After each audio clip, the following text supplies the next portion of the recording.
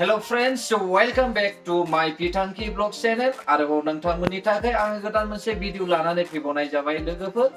नोंसोरो भिडिअखौ जोबजासे नायलांब्लानो जाबाय दिनैनि दिनाव आं मा फोरमायनो सानदों। नाथाय दिनैनि समावहाय आङो माखासे जोंनि बर' इउटुबारफोरनि थाखायसो फंनैसो बाथ्रा सावरायनो होननानै नैबे भिडिअखौ लाबोनाय जादों रायजोफोर। स' लोगोफोर, दिनै गाबोन जोंनि बर' हारिनि इउटुबारफ्रा गावजों गाव एना एनि, गावजों गाव कमप्लेन होलायनाय, गावजों गाव कपिराइट खालामलायनाय, गावजों गाव स्ट्राइक होलायनाय बेफोरखौहाय जों नुनो मोनदों रायजोफोर।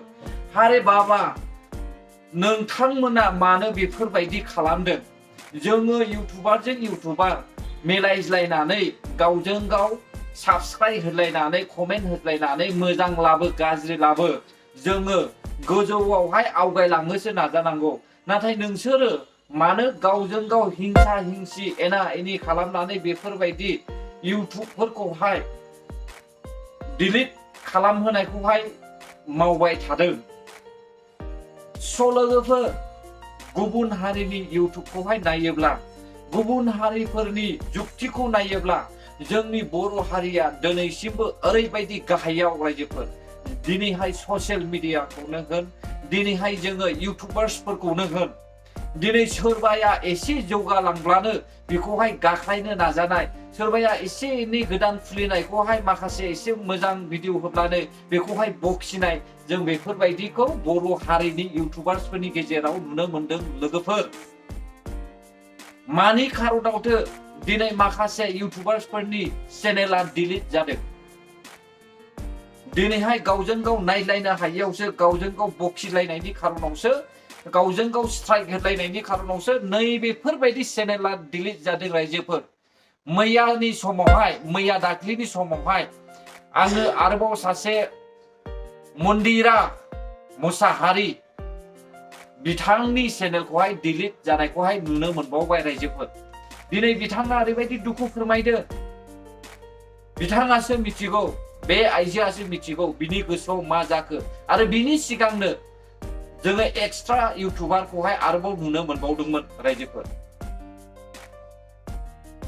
स' नोंसोर मानो गावजों गाव बेफोरबायदि कपिराइट होलायो? गावजों गाव मानो बेफोरबायदि कमप्लेन होलायो? आरे बाबा, इउटुबार रावनिबो बिमा बिफानि नङा। बेखौहाय मोनसे कम्पानियासो, मोनसे प्लेटफर्मनिफ्रायसो बेखौहाय जोंनो सेलारि होयो। जायफ्रा इउटुबनि अनारफोर, नोंसोरो बयबो मिथिखागौ। इउटुब खुलिनायनि थाखाय, इउटुबावहाय साबस्क्राइब खालामनायनि थाखाय, इउटुबाव कमेन्ट होनायनि थाखाय, इउटुबखौहाय लाइक होनायनि थाखाय, इउटुबखौहाय शेयार खालामनायनि थाखाय नोंथांमोनहा मोनसेबो खहा जाया। नोंसोरो जुदि गोसो जायोब्ला साबस्क्राइब खालाम, बा गोसो गैयाब्ला दा खालाम। दिनै गाबोन जोंनि बर' हारिया बहुत एना एनि रायजोफोर, बुजिनो नाजा। दिनै गाबोनहाय कम्पानिया जोंनि थाखाय माखासे प्लेटफर्म लाबोनानै होफैदों, माखासे खाबुखौ होदों। नोङो मानो बेफोरबायदि कपिराइट खालामनोहाय खोथा बुंनांगौ? मानो बेफोरबायदि स्ट्राइक खालामनानै होनांगौ? माखासे भिडिअ होनायनि थाखायनो नोंनि थाखाय माबा मोनसे गिदिर खहा जागोन नामा? माबा मोनसे खहा जादों नामा नोंथांनाव? बे भिडिअ होनायनि थाखाय नोंथांहा माबा लस जाबाय नामा? जेबोथ' लस जायाखै। अब्ला नोंसोरो मानो भिडिअ होनायनि थाखाय पारमिसन बिलायनो गोनां खोथा ओंखारखो? मानो बेफोरबायदि राव बाहायदों? दिनै आङो बेखौबो नुनो मोनदों, बेखौहाय सासे मानसिनि स्टेटासाव आं नुनो मोनदों रायजोफोर। नाथाय आं मुंखौहाय बुंनाय नंलिया। स' लोगोफोर, हयथ' आंनिफ्रायबो जानो हागौ आरो नोंथांमोननिफ्रायबो जानो हागौ। नाथाय बेफोरबायदि पारमिसन बिलायनाय, बेफोरबायदि गावजों गाव स्ट्राइक होलायनाय, बेफोरखौ जोङो बिलकुल नागारनायानो मोजां। नोंहा जुदि नलेज दङब्ला नोंबो इउटुब खुलिनानै, नोंबो मोजां मोजां कन्टेन्ट लाबोनानै, मोजां भिडिअफोर लाबोनानै मोजां पिक्सार ब्लग्स दिहुननानै माखासे ब्लग्सफोर होनानै नोंबो खामाय, नाथाय गुबुननि जौगानायखौहाय माब्लाबाबो हिंसा दाख्लाब।